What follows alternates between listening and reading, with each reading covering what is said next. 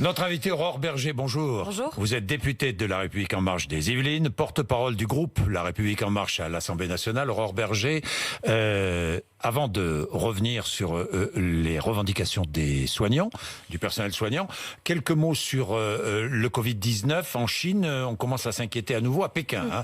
Pas dans toute la Chine, mais à Pékin. J'ai eu beaucoup de messages d'auditeurs qui s'inquiètent en France, qui nous disent, ce matin sur RMC, qui nous disent, mais attention, est-ce qu'on va revivre un reconfinement? Est-ce qu'un reconfinement est possible en France? Alors, je ne peux pas vous répondre en vérité. Et vous savez, beaucoup de ceux qui se sont souvent exprimés ont été ensuite démentis sur beaucoup de sujets sur le Covid. Ce qui est certain, c'est qu'aujourd'hui, on a une très faible circulation du virus. Et c'est parce qu'on a une très faible circulation du virus qu'on peut passer l'Île-de-France en zone verte et qu'on peut reprendre une vie qui est de plus en plus normale, habituelle, la question de la réouverture notamment des écoles, des lieux culturels. Par contre, on le dit, faible circulation ne veut pas dire que ça ne circule plus du tout.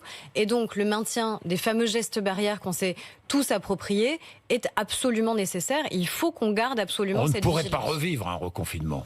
Je vois pas comment notre société pourrait revivre un reconfinement. Ce qui est certain, c'est que notre société, elle a tenu grâce au confinement. Ça, c'est ce que vous disent aussi les médecins. C'est-à-dire qu'à un moment, les moments de tension qui auraient pu exister sur le nombre de lits de réanimation notamment, eh bien, grâce au confinement, on a pu réduire le pic épidémique et on n'a pas eu des situations de tension comme on l'a pu le connaître malheureusement dans d'autres pays. Donc, en vérité, je dois être honnête ce matin, je ne peux pas vous répondre à cette question. Et personne ne peut le faire parce que personne ne peut prédire une deuxième vague épidémique. Souvent, ceux qui prédisent une deuxième n'avaient pas vu la première. Donc, je pense qu'il faut juste de la prudence. Sauf qu'aujourd'hui, on est mieux armé qu'avant pour faire face à une nouvelle vague épidémique. On est mieux armé en termes de logistique et on a vu à quel point aussi nos soignants, et je pense j'imagine qu'on va en reparler, ça, je vais vous en parler, particulièrement en capacité d'être réactif, d'être agile pendant la crise. Alors encore un mot tout de même, on attend les précisions du ministère de l'Éducation nationale. Il faut absolument que les enfants retournent à l'école. Vous êtes sur ce terrain-là, hein, vous, Aurore Berger. Je suis sur ce terrain-là et j'invite les parents... Est-ce qu'il faut encore assouplir les règles sanitaires? Alors elles vont l'être. Le nouveau protocole sanitaire va paraître ce matin de manière à assouplir les règles. Parce que dans les petites communes, écoles rurales notamment. Je suis élue d'un territoire rural, donc je vois bien les difficultés que ça peut engendrer, avoir 4 mètres carrés par enfant. Vous ne pouvez pas accueillir tout le monde. Donc là, évidemment, les règles vont être assouplies. Il y aura des distances encore à respecter, des gestes barrières à respecter. Mais je le dis surtout aux parents qui peuvent nous écouter ce matin.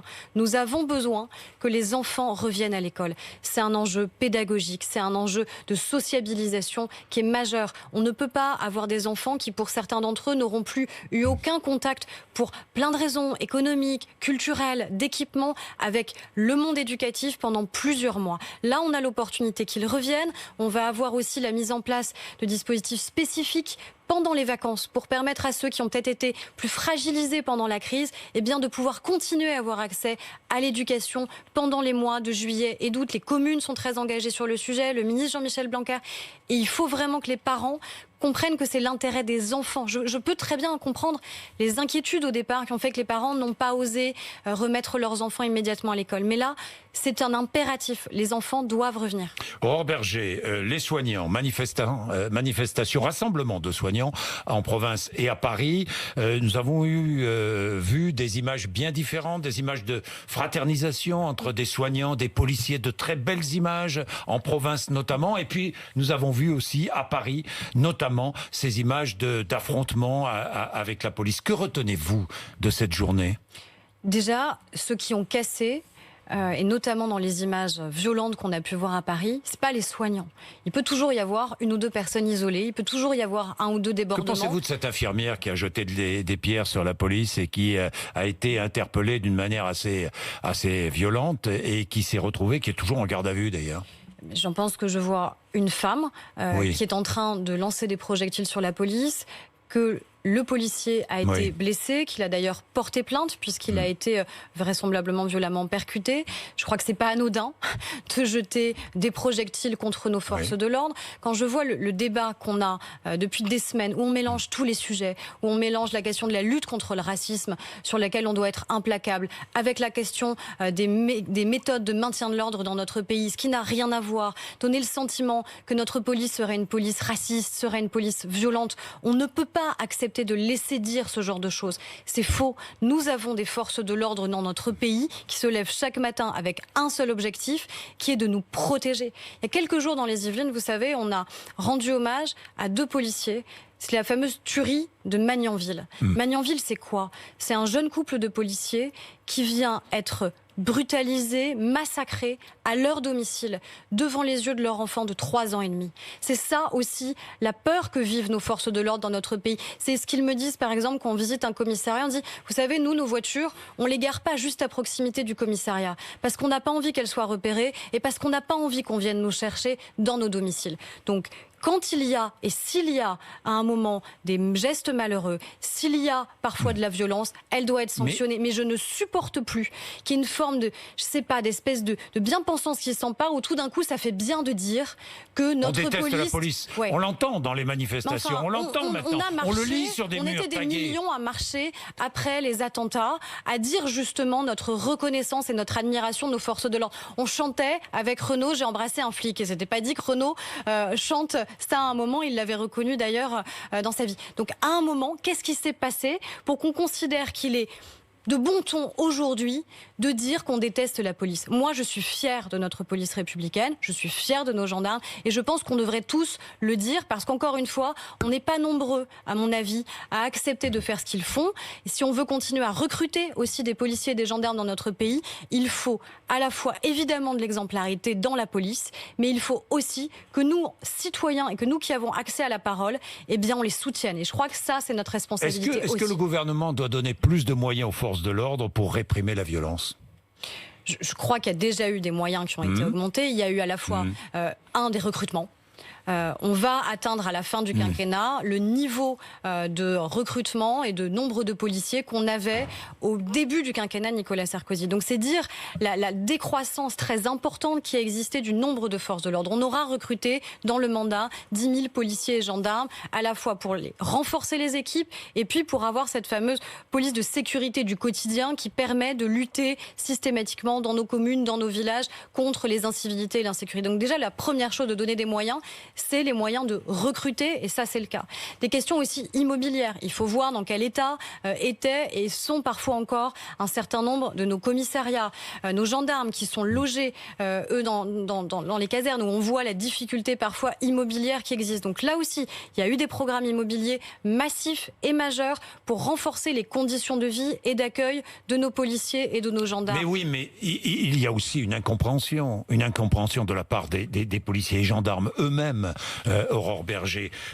Lundi dernier, mardi matin, même ici même, le ministre de l'Intérieur, Christophe Castaner, annonce la fin de l'utilisation de la technique d'interpellation clé d'étranglement. Et puis, pression des syndicats de policiers. Il revient sur sa décision. Il nous dit que c'est encore permis tant qu'il n'y aura pas une autre technique. Voyez, ces atermoiements, ces hésitations, ces changements de décision, ça ne facilite pas les choses. Et ça met les policiers en colère, Aurore Berger. La colère, non, je crois que la colère elle est aussi due à un discours ambiant que je dénonçais il y a quelques minutes, qui est qu'à un moment, il y a cette facilité à dire en permanence que l'on désigne à la vindicte populaire des policiers et qu'on fait des amalgames qui n'ont pas lieu d'être. Encore une fois, tout ce discours a quand même commencé en mélangeant les sujets. Est-ce qu'on n'est pas en train de réagir en fonction de ces discours, justement, influencé par ces discours? Mais il y a plusieurs choses. Vous-même, le gouvernement. Alors, je pense pas les tenir. Personnellement, mais le gouvernement. Je ne crois pas que le gouvernement les tienne. Laurent Nunez était encore hier à Dijon. Pourquoi il est à Dijon? Mais pourquoi il est allé à Dijon? Déjà pour soutenir les forces de l'ordre. Parce qu'il y a eu là aussi un discours qui est faux, qui était de dire que les forces de l'ordre n'étaient pas présentes. Dès le vendredi 12 juin, les forces de l'ordre, elles étaient là.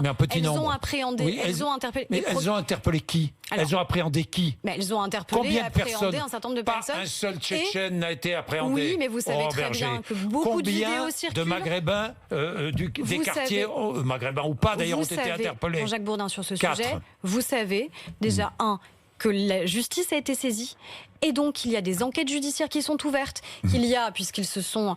il y a eu énormément de vidéos, malheureusement, qui ont circulé. Alors, les vidéos, elles sont impressionnantes, elles sont spectaculaires, elles sont surtout intolérables. La voiture, notamment, qu'on a vue, etc., etc. Mais il y a aussi, du coup, un certain nombre de personnes qui sont identifiables. Et donc, c'est là-dessus que la justice travaille avec la police de manière à pouvoir les identifier.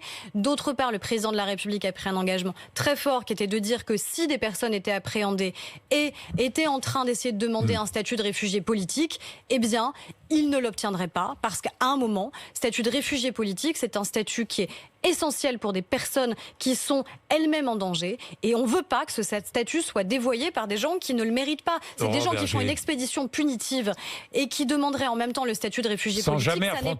Sans jamais affronter la police, hein, les Tchétchènes, jamais. Ils n'ont jamais affronté la police. Expédition punitive. On est d'accord, Aurore Berger, mais pourquoi est-ce que pas de policiers? Il y avait très peu de policiers. Ils ne sont pas intervenus vendredi soir. Ils ne sont pas intervenus vendredi. Il y a eu des policiers, évidemment, dès vendredi et il y a eu ensuite des renforts. Ils ont laissé les Tchétchènes agir samedi soir, les policiers, parce qu'ils n'avaient pas les moyens d'empêcher les Tchétchènes. Les policiers ont agi autant qu'ils l'ont pu face, vous l'avez vu, à des images qui sont spectaculaires et d'une rare violence. On a maintenant 150 forces mobiles qui ont été mobilisées et le ministre Laurent Nunez l'a redit hier de manière très claire. Ce dispositif restera le temps qu'il faudra, de manière à ce que le calme revienne à Dijon. Et ce type de dispositif sera déployé partout où ce sera nécessaire sur le territoire. Et est-il possible de désarmer en partie la police, comme le demande Jean-Luc Mélenchon ? Mais est-ce qu'il a envie justement qu'on continue à avoir des événements comme ceux qui se sont passés à Dijon ? Vous m'interrogez tout à l'heure sur les images de la manifestation, où en effet il y a eu aussi ces moments de fraternité entre ceux qui incarnent le service public dans notre pays, c'est-à-dire à la fois les hospitaliers qui manifestaient et les forces de l'ordre qui étaient là pour encadrer. J'ai vu aussi par exemple des ambulanciers remercier les forces de l'ordre publiquement en disant « Vous nous avez protégés de ceux qui ont voulu s'infiltrer, de ceux qui ont voulu aussi nous-mêmes essayer d'attenter à nos vies et de nous blesser ». C'est ça aussi qui s'est passé hier. Alors on peut toujours isoler une ou deux vidéos, on ne sait pas d'ailleurs toujours ce qui se passe juste avant, juste après. On peut malheureusement commenter les violences qui ont existé parce qu'il y a eu des violences hier, notamment aux Invalides. Mais il y a eu aussi ces moments de fraternité qui rappellent aussi le rôle essentiel de notre police républicaine qui a été de permettre ces mobilisations, ces manifestations et de les protéger. Aurore Berger, les soignants ont manifesté. Et dans les rassemblements à Paris ou en province, beaucoup d'infirmières, d'infirmiers, d'aides-soignantes, moins de médecins, mais beaucoup de ce personnel qui s'est battu contre le Covid-19. Ce personnel qui attend maintenant des conclusions du Ségur et qui attend ce point d'étape demain. Est-ce que ces personnels, notamment infirmières, aides-soignantes, personnels de l'hôpital, seront augmentés de 300 € par mois? Alors je ne peux pas vous dire le montant, parce que ça, c'est le ministre de la Santé qui l'annoncera. Ce que je peux vous dire, c'est qu'ils seront augmentés. Il y aura une revalorisation des salaires, et pour ceux qui travaillent à l'hôpital, et pour ceux qui travaillent en EHPAD. Est-ce que vous avez conscience que s'ils ne sont pas augmentés de 300 €, la situation va s'aggraver ? Écoutez, encore une fois, je vous pose la question. Ministre de la Santé. Non, mais je vous pose. Donc, vous êtes député. Ce que je sais, Aurore c'est Berger, qu'il va falloir qu'on soit à la hauteur de l'engagement exceptionnel de nos soignants. Et donc, être à la hauteur de l'engagement de nos soignants, c'est revaloriser leur salaire. Oui, revaloriser. Là, tout le monde est d'accord et je crois que les Français seront d'accord aussi sur le sujet. Mais vous savez, on a beaucoup augmenté le budget de l'hôpital depuis 2017. Mais je pense que ça, c'est important de le rappeler. Même si on a baissé le budget de la santé. Non, attendez. Il y a quelque chose de technique dans notre pays depuis 1996 qui dit qu'on fixe en fait une règle de dépense. C'est-à-dire que chaque année on dit on ne peut pas dépenser plus que cette somme-là pour à la fois toute la partie hospitalisation et puis tous les soins que vous faites en ville. Nous on l'a augmenté de 2 milliards d'euros par an. 2 milliards d'euros par an, ça c'est l'engagement supplémentaire.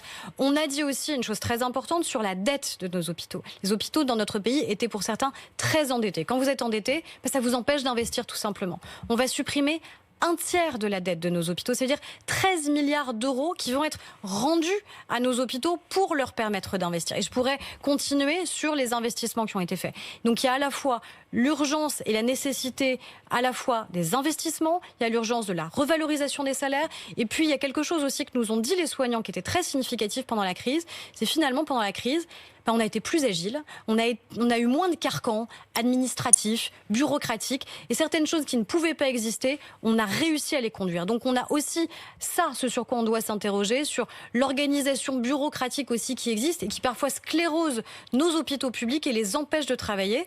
Et ça a été l'inverse pendant la crise, ils se sont sentis plus libres. Enfin, vous avez conscience que les 300 €, c'est un point clé. J'en ai tout à fait conscience. Pour le personnel soignant. On a tout à fait conscience. Il a travaillé toute sa vie à l'hôpital. Et encore quand il était député, il tenait à faire ses gardes à l'hôpital. Donc il connaît par cœur le personnel hospitalier, il est l'un des leurs. Et je crois que c'est aussi important dans la perception qu'il en a. Je voulais vous poser une question sur le débat autour d'une forme de révisionnisme. Pourquoi dites-vous halte au révisionnisme? On voit des statues qui pourraient être déboulonnées. Est-ce que d'abord, déboulonner une statue, ça fait avancer le débat sur le passé colonial de la France? Mais je crois que le passé, il faut l'affronter. Parce que vous vous arrêtez où? On va déboulonner des statues, on va dénommer des rues. Prenons un exemple qui n'est pas dans notre pays. Prenons l'exemple, là on a commémoré les 75 ans de la libération des camps d'Auschwitz-Birkenau.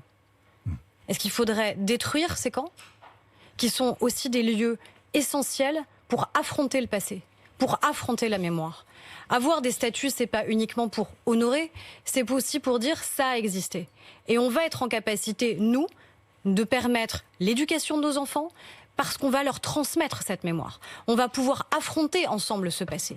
Et si on croit que c'est parce qu'on va déboulonner une statue, qu'on effacera un passé, qu'on estimerait aujourd'hui peu glorieux, parce que c'est plus simple aussi de juger aujourd'hui ce passé à la lumière de ce que l'on connaît, je crois qu'on se trompe profondément. Et ce révisionnisme, moi, il m'inquiète parce que je ne sais pas jusqu'où il pourrait aller. Quand on voit qu'en Martinique, il y a quelques semaines, on a fracassé des statues de Victor Schœlcher. Schœlcher, c'est celui qui a signé le décret d'abolition de l'esclavage. Et on détruit ces statues en disant oui, mais il n'a pas été le seul à permettre cela. Oui, il n'a pas été le seul. Mais est-ce que ça veut dire qu'il faudrait oublier son rôle à lui fondamental? Et je crois que tout ça, c'est extrêmement pernicieux comme débat. Et surtout, ça n'a pas de fin. Parce qu'on aura tous autant que nous sommes, des voix différentes, des avis différents sur ce qui mérite d'être retenu ou non de notre passé. Et moi, je pense que notre passé, c'est un bloc, qu'il faut l'assumer, qu'il faut l'affronter, qu'il faut s'y confronter si besoin. Parce que sinon, on ne saura pas d'où on vient et on ne sera pas en capacité d'aller mieux dans ce pays. Aurore Bergé, vous venez d'un mouvement politique héritier du général de Gaulle, du gaullisme. Marine Le Pen sera sur l'île de Sein pour commémorer l'appel du 18 juin du général de Gaulle. Elle se dit gaulienne et non gaulliste. Comment réagissez-vous ? Mais je crois qu'il faudrait revenir aux fondamentaux de ce qu'est l'extrême droite et de ce qu'est l'héritage du Front National au Rassemblement National, qui n'ont jamais été des gaullistes, qui ont même combattu de manière très claire le général de Gaulle. Donc je veux bien qu'elle essaye de s'approprier les différentes mémoires de notre pays. Moi, je suis ravie qu'on veuille s'approprier le général de Gaulle. Il n'appartient pas à un parti politique. Le général de Gaulle, il appartient à tous les Français. N'a-t-elle pas le droit aussi de changer d'avis, d'opinion? Mais qu'elle le dise clairement. Et de faire référence à Charles de Gaulle. Qu'elle dénonce dans ces cas-là celles et ceux qui ont fondé le parti auquel elle appartient et dont elle a hérité jusqu'au patronyme.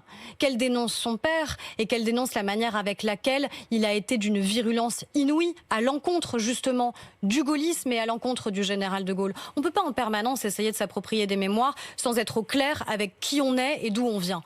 Et l'extrême droite ne s'est jamais fondée dans le respect du gaullisme, bien au contraire. Donc je crois qu'une clarification à minima dans ces cas-là s'imposerait plutôt qu'une tentative de récupération. C'est pas plus glorieux que la récupération qu'elle a tenté de faire hier à Dijon en allant souffler sur les braises. Vous avez d'un côté, vous le disiez, Jean-Luc Mélenchon qui dit désarmons la police. Formidable. Comme ça, nos forces de l'ordre n'auront plus les moyens d'agir, de nous protéger et d'être protégés eux-mêmes. Et vous avez de l'autre côté Marine Le Pen qui, elle, n'a qu'une envie et qu'une hâte, c'est d'aller souffler sur les braises parce qu'elle attend et elle espère le chaos dans le pays. C'est ça, c'est cet étau-là dans lequel certains aimeraient nous prendre. Et je crois qu'on doit avoir au milieu et être nombreux à affirmer une voix républicaine et une voix de raison face, en ce moment, à une forme de déraison qui peut s'emparer du pays. Alors, j'ai deux dernières questions. Les retraites, est-ce que ce sujet va revenir sur le tapis avant la fin de l'année ? Avant la fin de l'année, pour des raisons d'agenda parlementaire, je ne peux pas vous répondre. Ce que je sais, c'est que cette réforme, on l'a portée pendant ces 3 dernières années et je ne pense pas que la crise vienne remettre en question les fondamentaux de cette réforme. Est-ce que oui ou non, on veut avoir enfin de la lisibilité de la justice ? Je ne peux pas vous dire si elle le sera, mais moi je pense que ce serait utile qu'elle le soit. Bien. Et puis dernière question concernant Édouard Philippe. Je sais que vous êtes proche d'Édouard Philippe.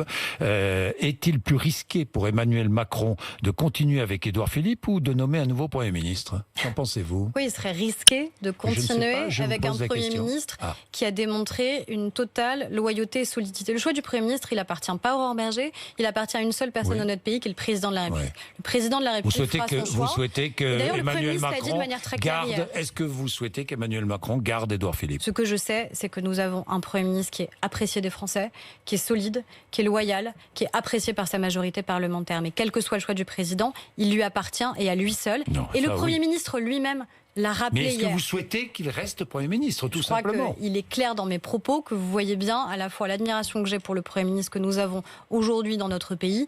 Et je crois que dans des périodes qui sont des périodes de crise, qui sont des périodes de tension, il a démontré sa totale solidité vis-à-vis des Français. Donc vous souhaitez qu'il humilité, reste. mais aussi loyauté vis-à-vis du président de la République. Mais ça, c'est vous qui en déduisez ce que vous voulez. Non, je vous pose la question. C'est très bien qu'après, on va avoir un petit bandeau en disant la porte-parole dit que. Donc moi, c'est pas mon sujet. La porte-parole dit qu'elle souhaite que le Premier ministre reste à son poste. La porte-parole vous dit que le Premier ministre est loyal, solide et qu'il l'a totalement